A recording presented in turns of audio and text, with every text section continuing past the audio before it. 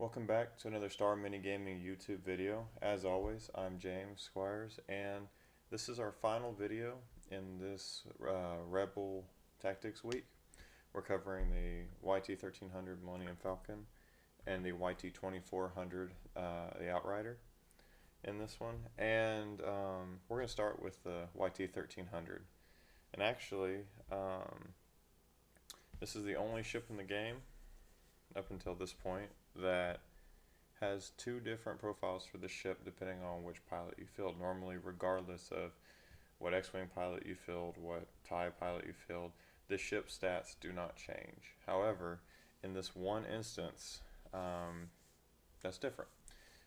We have the cheapest pilot for the set, the Outer Rim Smuggler, who comes in at 27 points and is a 2 attack die, 1 evasion die, 6 hull, and 4 shield. Not bad. And then you compare that to all the other pilots, which are Chewbacca, Lando, and Han Solo, in that order of pilot skill, 5, 7, and 9, who all have 3 attack dice, 1 evade die, 8 hull, and 5 shield. So, if you know much about the backstory of Star Wars, you know that the Millennium Falcon is a illegally modified YT-1300, and part of those upgrades that Han gave it was he reinforced the hull with warship grade plating. He increased the shield generator beyond what was legally allowed, and he replaced the guns with the quad turrets that we see in the movies that are far more firepower than a ship of that size is legally allowed to have. And it's reflected in the stats. All three of those pilots are supposed to be flying the Falcon as opposed to a generic 1300, and that's why it's significantly stronger of a ship. The nice thing about having the alternate profiles is all the Millennium Falcon ones are quite expensive. The cheapest being Chewbacca is 42 points. And while it is a hardy ship, in a standard 100 point game like you'll see at most tournaments, that's quite pricey. The Outer Rim Smuggler, coming in at only 27 points, is much more of a bargain for really a ship that's not too far behind. You get 1 less attack die, which is significant, 2 less hull, and 1 less shield. And to be honest, the 1 less shield to me is a far greater deal than that. Those 2 hull, I care far more about that because of critical hits being able to deal double damage. It's still a good ship. It's only 3 points difference in terms of your total amount that you can take. For 15 points, there's a lot of cases where it's worth saving that 15 points. I mean, that's an entire another ship. You can field a TIE fighter pilot, an academy pilot, or you can field a bandit squadron pilot for the rebels and have 3 points left to give them a hull upgrade if that's what you want. But for the purposes of this video, I don't field the Outer Rim Smuggler very much, so we're actually going to focus on the true Millennium Falcon, and we're going to start with Chewbacca because he's the one that I field the most. Because when I field the Falcon, it is such a heavy points investment that I really want it to survive, and Chewbacca is the best of the 3 pilots at keeping his ship alive. His pilot special is when you take any damage that is a face-up damage card, you immediately flip it down, face down, without resolving its ability. So he turns all critical hits into regular hits whenever he suffers them. That's pretty powerful. Like I've said before, I don't rate hull that highly simply because critical hits are such a large part of the game, whether they blind your pilot to where you don't get to actually roll any dice with your next shot, which is obviously huge to dealing double damage. Critical hits are exactly that. They are critical to your chances of winning the game. And so what Chewbacca in essence does is take all 13 of your hull points and turn them into shields, which is huge. He doesn't have the 9 pilot skill of Han or even the 7 of Lando. And Han and Lando have their other specials that are nice and beneficial, but to me, turning all 13 of your survivability, points that you can take, your hit points, turning all of those into shields is amazingly beyond anything else that I've seen in the game on a similar pilot. So we're going to start with Chewbacca. That being said, after my gushing is over. And I like to give him the Millennium Falcon upgrade.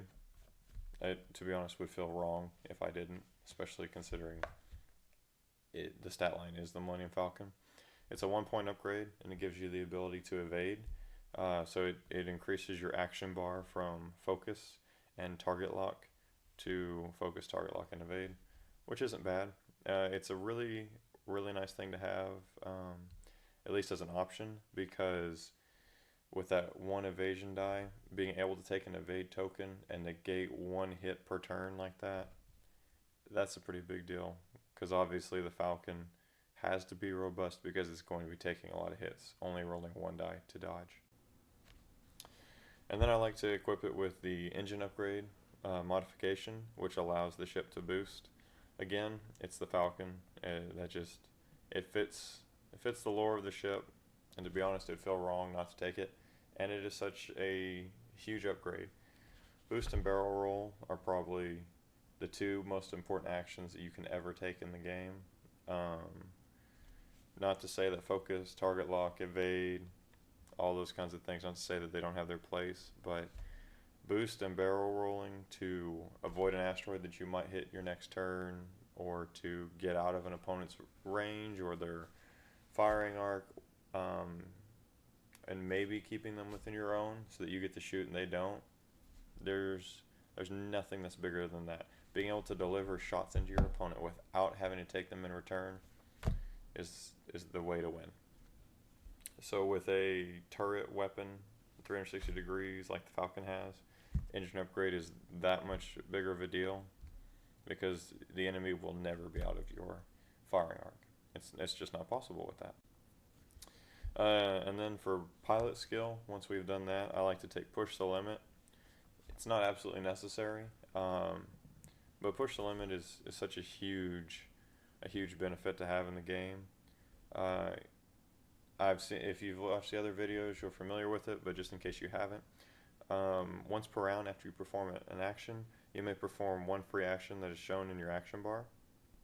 And this is a really good ability on just about any ship in the game that you can give it to. The ability to take 2 actions is huge. If you are going to target lock and then you push the limit to also focus, that just increases your odds of hitting significantly. When you roll a single attack die, the odds of that die hitting without you focusing is 50% of the time. When you focus, that increases to 75% of the time. So if you are expending a target lock and focusing, you are hitting 75% of the time re-rolling, which is absolutely amazing. You are almost never going to miss. And you know, as a further action, a further benefit, to push the limit, it is involved with the crew that I like to give this particular build of Chewbacca. I like to give him Lando Calrissian as the first crew, and if you watch the Hawk 290 video, I talked about Lando in that, but I'll briefly cover him again. As an action, you may roll 2 defense dice. For each focus result, assign 1 focus token to your ship. For each evade result, assign 1 evade token to your ship. That's a pretty good ability. It is a bit of a risk, obviously. Each defense die, you have a 40% chance, or a 3 out of 8, of getting an evade, and a 2 out of 8, or 25% chance of getting, and now these are rounded off, of getting a focus result. And obviously with 2 dice, the odds are that you'll get at least one of those 2. But again, there's always a possibility you get neither. And so that's another reason why I take push the limit with this build, is because if you use Lando as your first action, which you have to if you're going to use push the limit and another action including Lando, it allows you to kind of negate some of the risk involved with him. Let's say you roll for Lando and you're really counting on 2 evades and you get 1, or you get none, maybe a focus, maybe nothing. Then if you have the Millennium Falcon upgrade, you can then push the limit to take that one evade token, or that one additional evade token. So you can potentially go anywhere from 1 to 3 evade tokens in one turn if you have the Millennium Falcon title upgrade and Lando Calrissian with Push the Limit. So it definitely increases the Millennium Falcon survivability, because in essence, evade tokens are basically extra shields if you think about it. They negate a hit, just like a shield does. You don't take the crit or anything else. So that combination allows you to generate anywhere from 1 to 3 shields that only last for that turn, is one way you can look at it, which is huge. Obviously they're not the exact same as shields, but in effect they do the same thing. So that's huge. You're basically replenishing or generating new shields every single turn on top of a ship that can already take 13 hits before it dies. And then as the final crew that I like to assign, I like to give it Nien Nunb. I hate the character from the movies. I find him annoying. All the Celestians, because of him. Anytime I play anything like the new Battlefront game that's coming out, I'm looking forward to that, simply because one of the Rebel playable units is a Celestian, so I will play as the Empire just to kill them over and over and over. His laugh has irritated me ever since I first saw Return of the Jedi, when he flies into the Death Star with Lando Calrissian, which is appropriate that they're together on the Millennium Falcon in this build. But his special ability for only 1 point is you may treat all forward maneuvers as green maneuvers. And now, as you'll have already seen in this video from the dial that I'll put up on the screen, that's a pretty big ability. The Millennium Falcon has some green maneuvers, but not a whole lot. And so whenever you push the limit and you generate that stress token, you want to get that stress token off so that you can take 2 actions again the next turn, or take any actions for that matter. And Nien Nunb just allows you to still move your ship quickly in turns that you may need to, like if there's TIE fighters closing in too much and you want to get out to range 2 or 3 to avoid the extra dice being put on you for whatever reason. If you need to go fast and get rid of that stress, Nien Nunb allows that for only 1 point. Definitely worth the upgrade. You'll see on the YT-2400 build that I take him on that too. Let's shift to the YT-2400.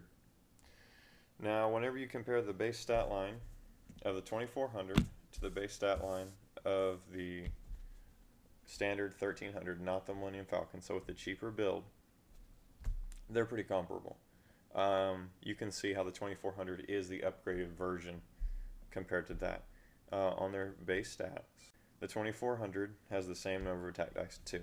1 additional evade die, 1 less hull, but 1 more shield. So to me, that's a pretty big upgrade. You are rolling 2 dice as opposed to 1 to evade. You keep your same amount of attack. You lose the 1 hull, but you gain 1 shield. And that 1 shield is worth far more than that 1 hull. And you gain the barrel roll ability on top of the focus and target lock abilities that you already have. So for a few points more, it's well worth, if you can, investing in the 2400 over the 1300 if you're going with the generic ones. However, we're not really concerned about that, because in most of the builds you'll see me run, I'm not running either of those. I'm running Dash Rendar in his Outrider, or Chewbacca, Lando, or Han in the Millennium Falcon. So we're going to put those 2 up against each other. Dash Rendar, in the way I like to run him, I like to give him the Outrider title, which removes his primary weapon, so he loses that 2 attack. But it allows any secondary weapon you equip to become a 360-degree turret fire. So in essence, what it does is it rips out his primary weapon system and puts a secondary weapon of your choice, that has to be a cannon upgrade, in its spot. So the most common build, and the one that I always run, while expensive, is with a heavy laser cannon. There are very few weapons in the game that are as powerful as the heavy laser cannon. It is a range 2 to 3, 4 attack die gun. It replaces your attack, just like any other secondary weapon, and it says attack 1 ship. immediately after rolling your attack dice, you must change all of your critical results to hit results. Obviously, it stinks that you cannot score critical hits with this gun. However, that is far outshined by the positives of this. With a secondary weapon, you do not gain bonuses for range. So at range 1, if your cannon allows for it, you do not gain the bonus attack die. However, at range 3, your opponent does not gain the additional evasion die. So, when Dash Rendar has the heavy laser cannon, at ranges 2 to 3, which is where you're going to want to keep them because you cannot fire at range 1 at all because your primary weapon has been removed. You're rolling 4 attack dice and they get no bonuses against it unless they're hiding behind an asteroid or something. So Dash is quite happy to keep opponents at range 3 because he's going to get that additional evasion die, bringing his evade to 3, which is really, really good on a ship that has 10 hull in total, hull and shields. So on top of Outrider and Heavy Laser Cannon, which is already 12 points more to Dash's base of 36, so we're looking at 48 already.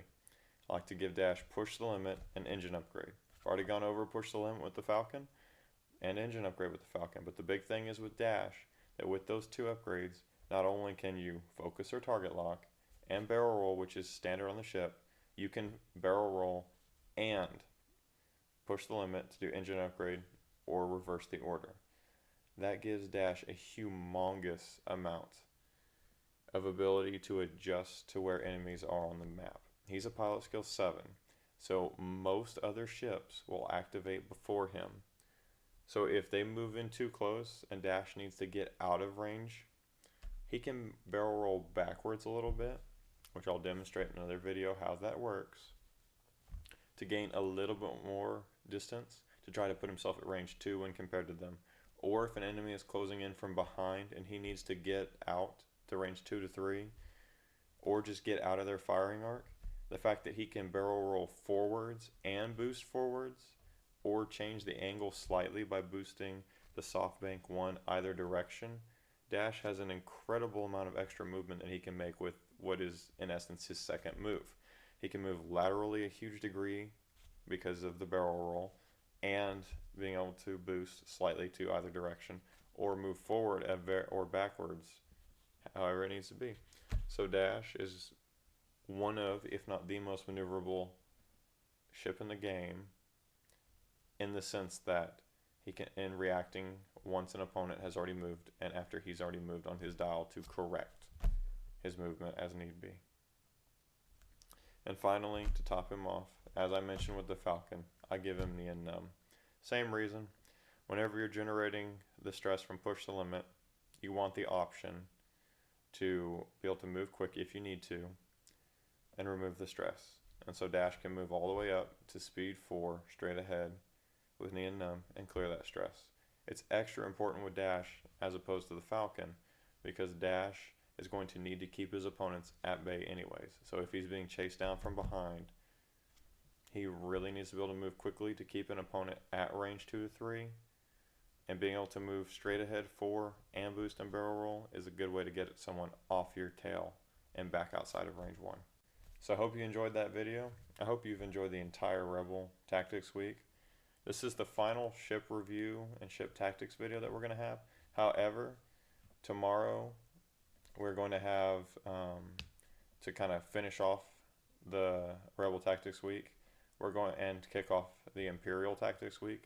We're going to have a battle report featuring both Imperial and Rebel ships, and we're going to have a video for each on building a list for that battle, and what myself and my friend Henry, who is our Imperial expert, what we both look at whenever we're going into a battle and the synergies that we aim for when building our squads. So until next time, happy gaming, and may the Force be with you.